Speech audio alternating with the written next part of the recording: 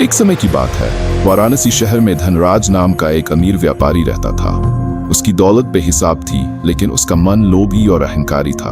वह लोगों को धोखा देता, मजदूरों का शोषण करता और केवल नाम कमाने के लिए दान करता था। एक दिन जब धनराज अपनी दुकान में सोना गिन रहा था, तभी एक अजीब बुजुर्ग साधु वहां आया। उसकी आंखों में अद्भुत चमक थी। धनराज, साधु ने कहा, क्या तुम्हें पता है कि मृत्यु के बाद तुम्हारे साथ क्या होगा? धनराज हंस पड़ा और कहा, बाबा, मेरे पास इतनी दौलत है कि यमराज भी मुझे लेने से पहले सोचेंगे। बुजुर्ग मुस्कुराया और बोला, तो आओ, मैं तुम्हें तुम्हारा भविष्य दिखाता हूँ। जैसे ही उसने धनराज के माथे को छुआ, अचानक सब कुछ अंधेरा हो गया।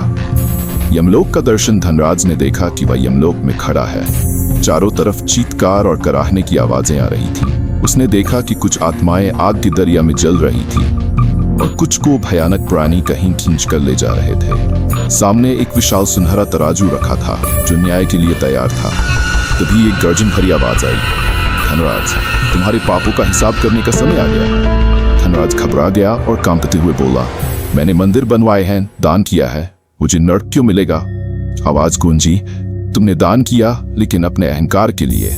तुम्हारे पाप तुम्हारी पुण्य से अधिक भारी हैं। धनराज ने देखा कि भारी तराजू तैयार है। एक तरफ उसके अच्छे कर्म थे जो हल्की पत्तियों की तरह थे, दूसरी तरफ उसके पाप थे जो लोहे के भारी पत्थरों की तरह थे। तराजू तुरंत उसके खिलाफ झुक गया। तभी दो यमदूत आए और बोले, अब तुम्हें अपने पापों का फल भुगतना ही पड़ेगा।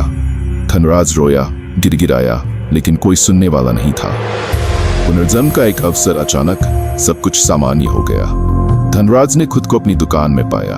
वह पसीने पसीने हो चुका था और बुजुर्ग साधु गायब हो गया था। उस दिन के बाद धनराज का जीवन बदल गया। उसने सच्चे मन से दान करना शुरू किया, लोगों की मदद करने लगा और ईमानदारी से व्यापार करने लगा। कहानी से शिक्षा।